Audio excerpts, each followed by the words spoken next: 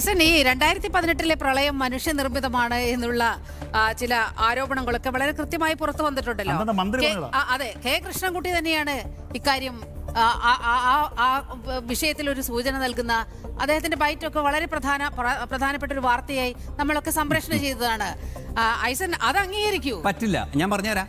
അങ്ങനെയാണെന്നുണ്ടെങ്കിൽ അതിനേക്കാൾ ഉത്തരവാദിത്തപ്പെട്ട ഒരാൾ പറഞ്ഞ ബൈറ്റ് നേരിട്ട് പോയി 2018 പ്രളയം റിപ്പോർട്ട് ചെയ്തവരാണ് ഈ വരിയായിരിക്കുന്ന എല്ലാവരും. ഈ 2018 പ്രളയം റിപ്പോർട്ട് ചെയ്യുന്ന വേളയിൽ കാക്കനാട് ഒരു justice CN Ramachandran Nair dam safety കമ്മീഷന്റെ വീട്ടിൽ ചെന്ന് അദ്ദേഹത്തിന്റെ ബൈറ്റ് എടുത്ത് ആ വാർത്ത പ്രക്ഷേപണം ചെയ്ത വ്യക്തിയാണ് ഞാൻ.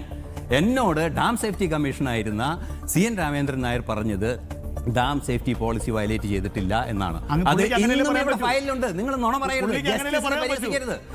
ജസ്റ്റിസിന്റെ പേര് പറഞ്ഞില്ലേ, നിങ്ങൾ നുണ പറയരുത്.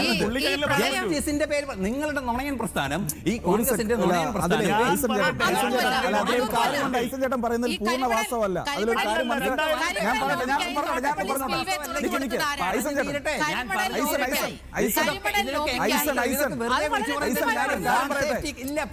പ്രൈമറി റീസൺ അല്ല എന്നേ പറഞ്ഞിട്ടുള്ളൂ. പ്രൈമറി റീസൺ അല്ല എന്നേ പറഞ്ഞിട്ടുള്ളൂ. പ്രൈമറി റീസൺ അല്ല. പക്ഷേ പലയിടങ്ങളിലും പ്രാദേശികമായി വെള്ളക്കെട്ട് കൂടാനും ഈ പറയുന്ന രീതിയിൽ ഫ്ലഡ് വലിയ രീതിയിലേക്ക് പോകാനും കാരണമായത് ഡാമുകൾ തുറന്നുവിട്ട് തന്നെയാണെന്ന് നീതി ആയോഗിന്റെ റിപ്പോർട്ടുണ്ട്.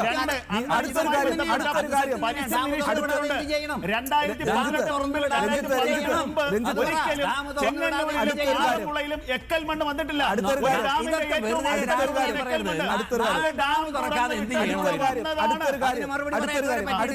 അടുത്തൊരു കാര്യം 2018 ഡാമുകൾ തുറന്നുവിട്ടത് ആ പ്രളയത്തിൽ ഭാഗമാണ്. അതിനുള്ള കാരണങ്ങളിൽ ഒന്ന് തന്നെയാണ്.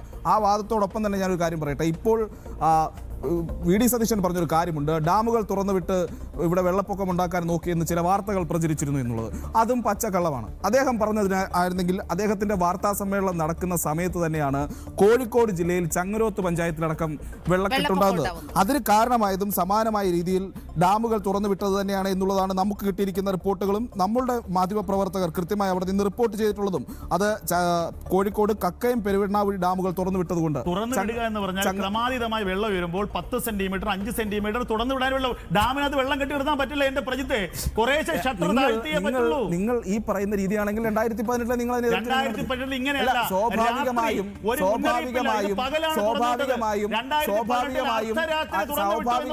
ഡാമുകൾ തുറന്നു വിട്ടത് പ്രശ്നം അന്നും ഉണ്ടായിട്ടുണ്ട്, ഇന്നും ഉണ്ടായിട്ടുണ്ട്. പലയിടങ്ങളിലും വെള്ളം കയറുന്നതിന് കാരണമായി അത് മാറിയിട്ടുമുണ്ട്. പ്രജിത്തെ, ഡാം തുറന്നു വിടുന്നതിന് ചില മുന്നറിയിപ്പുകളൊക്കെ ഉണ്ട്. അത് ഐസിന് കൃത്യമായിട്ട് അറിയാം. റെഡ് അലർട്ട് കൊടുക്കണം.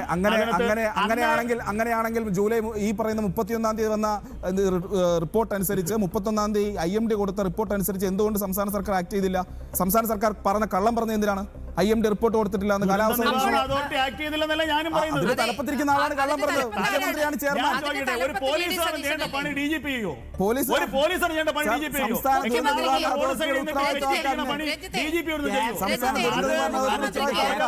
ജില്ലാ ദുരന്ത നിവാരണ അതോറിറ്റിയുടെ ചെയർമാൻ, കളക്ടർ, അതുപോലെ സംസ്ഥാന ദുരന്ത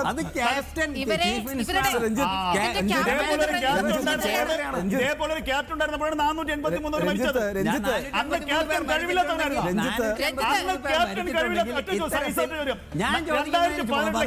കഴിവില്ലാത്തവനാണോ? അത് പറഞ്ഞെങ്കിൽ ഞാൻ അംഗീകരിക്കാം. അന്ന് രണ്ട് കാര്യം പറഞ്ഞു. ഒറ്റ കാര്യം പറഞ്ഞ് ഞാൻ ഈ കാര്യത്തിന് മറുപടി പറയാം. ഒരു കോൺഗ്രസിന്റെ ഒരു കടലാസ് സംഘടന, രമേശ് ചെന്നിത്തല ചെയർമാനായ ഒരു സംഘടന, ആ സംഘടനയാണ് ലോകത്തെ ഏറ്റവും വലിയ വിഡ്ഢി റിപ്പോർട്ട് 2018 പ്രളയം മനുഷ്യനിർമ്മിതമാണെന്ന് പറഞ്ഞ് ഹൈക്കോടതിയിൽ കൊണ്ടുകൊടുത്തത്. പ്രീതിയെ പറഞ്ഞു തീരട്ടേട്ടാ. എന്നിട്ട് ആ കൊണ്ടുകൊടുത്ത റിപ്പോർട്ട് 4 റിസർച്ച് മാഗസിൻ, ഞാനല്ല റിസർച്ച് മാഗസിൻ്റെ ഒന്നും എഡിറ്റർ, നമ്മളെ പോലുള്ള ആൾക്കാരും അല്ല അതിൻ്റെ എഡിറ്റർമാരെ, ഈ 4 റിസർച്ച് മാഗസിൻ, എഞ്ചിനീയറിംഗ് റിസർച്ച് മാഗസിനുകൾ തള്ളിക്കളഞ്ഞ, അതായത് ജേണലുകൾ, മാഗസിനല്ല ജേണലുകൾ തള്ളിക്കളഞ്ഞ റിപ്പോർട്ടല്ലേ ഇത് എന്ന് ഹൈക്കോടതി ചോദിച്ച്, ഹൈക്കോടതിയിൽ നിന്ന് എന്താ കേട്ടതെന്ന് നമുക്കറിയാലോ. രമേശ് ചെന്നിത്തല അധ്യക്ഷനായിരുന്ന സ്ഥാപനപ്പുണ്ടോ? ഞാൻ ചോദിച്ചതിന് മറുപടി പറയാം. ഹൈക്കോടതിയിലെ പുള്ളി ഹൈക്കോടതിയുടെ മറുപടി പറയാം. ഞാൻ ചോദിക്കുന്നത് നിങ്ങളുടെ വ്യക്തിപരമായ വിഷയങ്ങളല്ല ഞാൻ ചോദിക്കുന്നത്. ഹൈക്കോടതി ജസ്റ്റിസ് രാമചന്ദ്രൻ നായർ, ഞാൻ 2 പേര് പറഞ്ഞു, CN രാമചന്ദ്രൻ നായർ, അന്നത്തെ ഡാം സേഫ്റ്റി കമ്മീഷൻ, ഹൈക്കോടതി, ഈ 2 കാര്യങ്ങളെ 2 പ്രസ്ഥാനങ്ങളെയും ബോധ്യപ്പെടുത്താൻ സാധിക്കാത്ത ഒരു കാര്യം എവിടെ കൃത്യമായി ഒരു വസ്തുത പറയാനല്ല ഈ ചർച്ച എന്നുള്ള അവസ്ഥയിലേക്ക് കാര്യങ്ങൾ പോകുന്നുണ്ട്. പ്രാഥമികമായി എടുത്തു കാണിക്കുന്നത് സംസ്ഥാനത്തിന്റെ മുഖ്യമന്ത്രി തന്നെയാണ്. ഈ 31, 1, 2 തീയതികളിൽ മുഖ്യമന്ത്രി നടത്തിയ ഞാൻ വളരെ പെട്ടെന്ന് മുഖ്യമന്ത്രി സംസ്ഥാനത്തിന്റെ ഒരു മുഖ്യമന്ത്രിക്ക് ചേരുന്ന പ്രവൃത്തിയല്ല ഉണ്ടായത് എന്നാണ് ഉയരുന്ന വിമർശനം. രഞ്ജിത്തിന് ഞാൻ ന്യായീകരിക്കുന്നില്ല, ഞാൻ കൃത്യമായി മറുപടി പറഞ്ഞുതരാം. 31-ാം തീയതി രാത്രി മഴ തുടങ്ങുന്നു. 1-ാം തീയതി ഷെഡ്യൂൾ ചെയ്ത പരിപാടിക്ക് അനുസരിച്ച് മുഖ്യമന്ത്രി പോകുന്നു.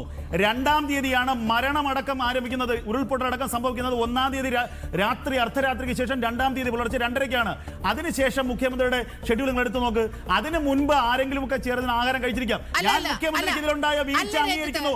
ദുരന്ത നിവാരണ 1-ാം തീയതിയാണ് ഇത്രയേറെ മരണം ഉണ്ടാകുന്നത്, ക്യാമ്പുകളിൽ ആയിരക്കണക്കിന് പേർ എത്തുന്നത്.